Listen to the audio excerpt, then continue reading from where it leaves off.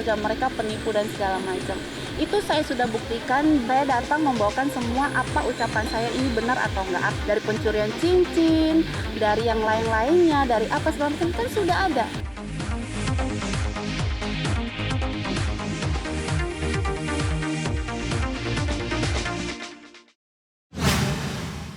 Iya, alhamdulillah akhirnya kan ini yang saya tunggu-tunggu supaya nggak setiap hari membicarakan masalah ini terus gitu ya.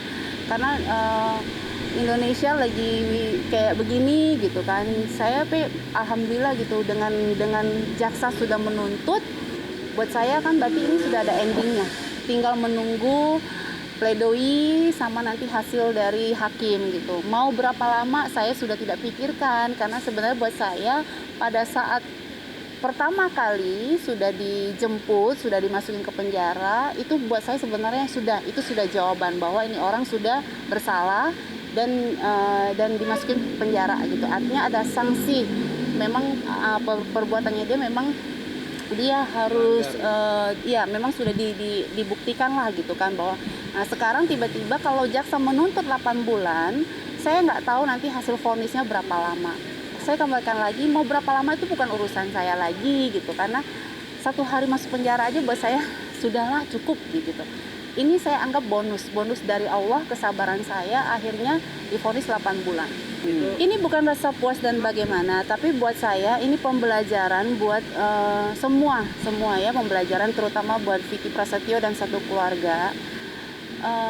Harus menghargai wanita dan juga jangan berbuat seenaknya gitu. Apa yang sesuatu yang dirangkai suatu saat pasti akan terbongkar juga gitu kan, karena pengadilan itu akan meminta pertanggungjawaban. Pada saat masalah ini saya sudah serahkan ke pengadilan, ya pengadilan akan membuka sebuka-bukanya, seluas-luasnya. Masalah dia mau mengakui, dia mau bentuk opini, itu bukan urusan saya. Karena memang tujuan orang kalau merusak orang kan ingin menghancurkan namanya, kan ingin merusak namanya gitu ya. Tetapi kembalikan lagi, fakta berbicara, semua kenyataannya, alat bukti semua kan dijabarkan di pengadilan gitu. Jadi kembalikan lagi, saya tidak perlu bentuk opini dia, pengadilan tidak perlu bentuk opini dia, yang diperlukan adalah fakta. Nah ini kan sudah terjawab semuanya, dan alhamdulillah begitu kemarin dituntut, akhirnya fans semua baru tahu gitu, oh seperti ini ya. Karena kita harus menyadari gini, nggak semua orang paham cerita ini, nggak semua orang mengerti perjalanan hukum ini. Yang mereka mengerti adalah oh Angel Elga ada laki-laki di kamar gitu kan, yang mereka mengerti seperti itu. Tapi kronologinya mereka kan tidak tahu. Nah inilah bentuk keberhasilan Vicky Prasetyo merusak nama saya ya. Saya kembalikan lagi, tetapi kembalikan lagi secara logika. Itu rumah saya. Kamar, kalau kita punya kamar, kunci pasti di dalam kamar. Ya, namanya kamar gitu ya. Kalau misalnya pada malam itu saya melakukan apa yang dituduhkan oleh mereka, saya pasti mau menghilangkan bukti.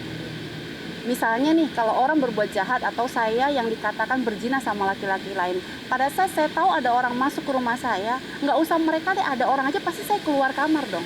Iya kan, keluar kamar, artinya pura-pura aja, ada apa, supaya tidak ketahuan kalau kita ini berzina, ya kan. Tetapi karena saya tidak berpikir sampai ke sana dan saya tidak melakukannya, ya pada saat dia argumen dengan saya dan saya kaget melihat dia masuk di rumah saya, karena dia ada ancaman dan segala macam, gerombolan keluarganya, dan dia ngejorokin saya pada saat dia lihat media. Itu kan sebelum media masuk kan 10 menit saya sempat argumen. Begitu pintu udah dibuka oleh adiknya atau keluarganya, itu baru dia lihat ada kamera masuk karena ada sinar lampu, dia jorokin saya. Itu pun sebenarnya saya dijorokin belum terlalu masuk, tapi karena saya mau berlindung diri karena ada ancaman, saya akhirnya kunci kamar saya gitu. Artinya ini secara logika gitu, mungkin nggak sih kalau kita melakukan perzinahan apa yang mereka tuduhkan itu, kok malah bodohnya saya di dalam kamar, harusnya kan saya keluar kamar, itu rumah saya gitu. Nah tapi kan ini sudah mereka bentuk. Menghapus semua berita itu tidak gampang, dan saya juga nggak punya tenaga, nggak punya setiap hari harus ngomong kebenaran di media dan di media terus gitu ya. Dan saya nggak mau terus membicarakan ini karena saya nggak punya kepentingan gitu loh. Saya nggak punya kepentingan konten, saya nggak punya kepentingan untuk drama-drama ini. Saya tidak menjual aib gitu. Nah, artinya saya minta perlindungan kemana? Ke hukum, ya kan, dari tahap polisi sampai di pengadilan ini gitu. Nah, akhirnya ini kan terbukti semuanya terjawab gitu. Apalagi ada yang namanya surat dari kedokteran, hasil visum saya. Hasil visum ini kan dari kedokteran, diserahkan di kepolisian. Nah, saya dirujuk oleh kepolisian untuk visum. Artinya kan visum ini kan membuktikan nih harga diri saya. Nah, ini harus dipahami gitu kan. Jangan main nuduh orang, jangan main jebak aja gitu.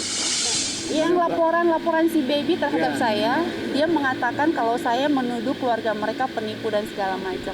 Itu saya sudah buktikan di kepolisian. Sebelum polisi memanggil saya, tanpa sepengetahuan mereka, saya datang ke kantor polisi. Saya bilang, Pak, saya takut nanti jadwalnya tidak ketemu dengan saya karena saya banyak kerjaan juga.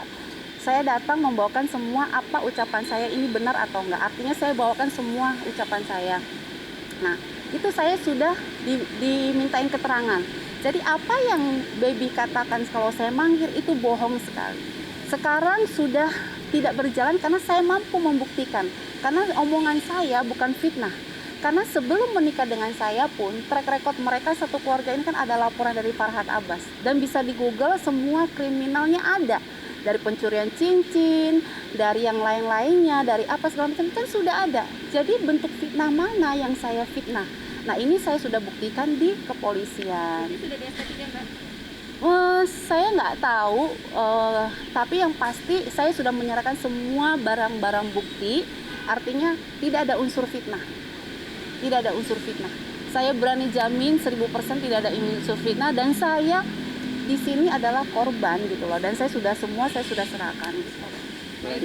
Justru yang lagi berjalan sekarang ini laporan saya yang waktu itu berjalan lagi karena dari Polda memanggil pihak mereka semuanya, tapi yang mereka juga akhirnya mangkir, tidak datang. Saya nggak tahu alasannya apa, tapi pihak kepolisian mengatakan tidak perlu menunggu kedatangan mereka karena proses ini akan berjalan, karena semua yang dobrak pintu saya, semua yang datang ke rumah saya itu akan diproses. Sudah. Alhamdulillah, apalagi mereka sudah minta maaf ke saya. Ya buat saya sekarang kalau minta maaf sih sudah telat ya. Saya kan manusia biasa juga gitu, nggak bisa segampang itu memaafkan, tapi saya sudah menyerahkan ke pihak kepolisian dan pihak pengadilan. Ya. Mungkin ada yang mau disampaikan, Mbak? Sampaikan apa? Ya, pihak Vicky Prasetyo dan keluarga. Ya, jalankan aja lah proses ini. Apa yang diperbuat kan itu harus dipertanggungjawabkan. Karena berapapun sebenarnya hukuman buat mereka itu tidak bisa mengembalikan nama baik saya. Oke, Ya, makasih ya. Sehat selalu.